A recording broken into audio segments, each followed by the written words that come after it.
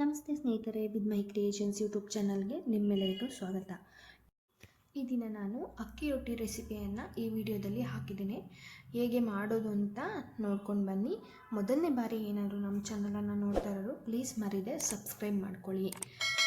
ಮೊದಲಿಗೆ ನಾನಿಲ್ಲಿ ಒಂದು ಕಡಾಯಿನ ತೊಗೊಂಡು ಅದರಲ್ಲಿ 2.5 ಕಪ್ ಆಗುವಷ್ಟು ಅಕ್ಕಿ ಹಿಟ್ಟನ್ನು ಆ್ಯಡ್ ಮಾಡ್ಕೊಳ್ತಾ ಇದ್ದೀನಿ. ಹಾಗೆ ಎಲೆ ಬೀಜನ ಹುರಿದು ಅದನ್ನು ಪೌಡರ್ ಮಾಡಿ ಹಾಕ್ತಾ ಇದ್ದೀನಿ. ನಂತರ ಆನಿಯನನ್ನು ಹಚ್ಚಿಟ್ಕೊಂಡಿದ್ದೆ ಅದನ್ನು ಆ್ಯಡ್ ಮಾಡ್ತಾ ಇದ್ದೀನಿ. ಹಾಗೆ ಕ್ಯಾರೆಟು ಒಂದು, ಹಾಗೆ ಸ್ವಲ್ಪ ಸೊಪ್ಪಿಗೆ ಸೊಪ್ಪನ್ನು ಕಟ್ ಮಾಡಿ ಹಾಕಿದ್ದೀನಿ. ಕರಿಬೇವಿನ ಎಲೆ ಸಣ್ಣದಾಗಿ ಕಟ್ ಮಾಡಿ ಹಾಕಿದ್ದೀನಿ. ಹಸಿಮೆಣಸಿನಕಾಯಿ, ಹಾಗೆ ಒಂದು ಅರ್ಧ ಸ್ಪೂನಷ್ಟು ಜೀರಿಗೆ, ರುಚಿಗೆ ತಕ್ಕಷ್ಟು ಉಪ್ಪು, 2 ಸ್ಪೂನಷ್ಟು ಹಾಕ್ತಾ ಇದ್ದೀನಿ, 2 ಟೇಬಲ್ ಸ್ಪೂನ್. ಅನಂತರ ಅಜ್ವೈನನ್ನು ಆ್ಯಡ್ ಮಾಡಿ ಅದನ್ನು ಚೆನ್ನಾಗಿ ಮಿಕ್ಸ್ ಮಾಡ್ಕೊಳ್ಳೋಣ. ನಂತರ ಸ್ವಲ್ಪನೇ ನಾವು ನೀರನ್ನು ಆ್ಯಡ್ ಮಾಡಿಕೊಂಡು ಅಕ್ಕಿ ಹಿಟ್ಟನ್ನು ಚೆನ್ನಾಗಿ ಕಲಿಸ್ಕೊಳ್ಬೇಕಾಗುತ್ತೆ. ಯಾವುದೇ ರೀತಿ ಗಂಟುಗಳಿಲ್ಲದೆ ನಾವು ನೀರನ್ನು ಆ್ಯಡ್ ಮಾಡಿಕೊಂಡು ಚೆನ್ನಾಗಿ ಮಿಕ್ಸ್ ಮಾಡ್ಕೊಬೇಕಾಗುತ್ತೆ. ಮಿಕ್ಸ್ ಮಾಡಿಕೊಂಡು ನಂತರ ಅದನ್ನು ಹಿಟ್ಟನ್ನು ಚೆನ್ನಾಗಿ ಕಲಸಿ ನಾದ್ಕೊಳ್ಬೇಕಾಗುತ್ತೆ.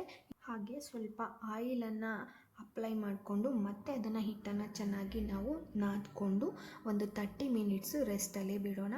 ನಂತರ ಅದನ್ನು ತೆಗೆದು ಮತ್ತೆ ಸ್ವಲ್ಪ ಕೈಗೆ ಆಯಿಲನ್ನು ಅಪ್ಲೈ ಮಾಡಿಕೊಂಡು ಅದನ್ನು ಸ್ವಲ್ಪ ನಾದ್ಕೊಳ್ಳೋಣ. ಜಾಸ್ತಿ ಏನು ನಾದೋದು ಬೇಕಾಗಲ್ಲ.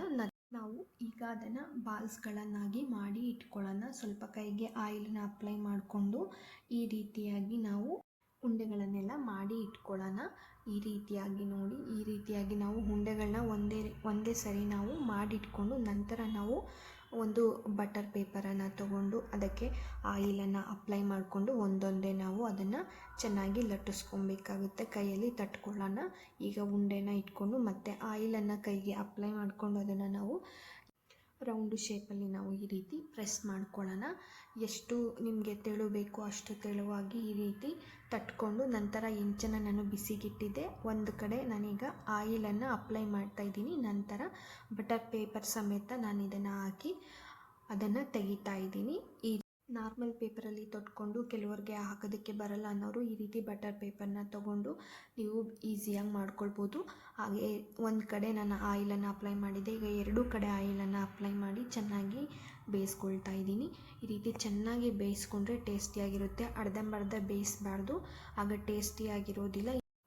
ಈ ರೆಸಿಪಿನ ನೀವು ಟ್ರೈ ಮಾಡಿ ಕಮೆಂಟ್ ಸೆಕ್ಷನಲ್ಲಿ ಹಾಕಿ ಹೇಗೆ ಬಂತಂತ ಹೇಳ್ಬಿಟ್ಟು. ತುಂಬಾ ಟೇಸ್ಟಿ ರೆಸಿಪಿ ಇದು. ನಮ್ಮ ಕರ್ನಾಟಕದಲ್ಲಿ ರೊಟ್ಟಿ ಫೇಮಸ್ ಅಂತಲೇ ಹೇಳ್ಬೋದು.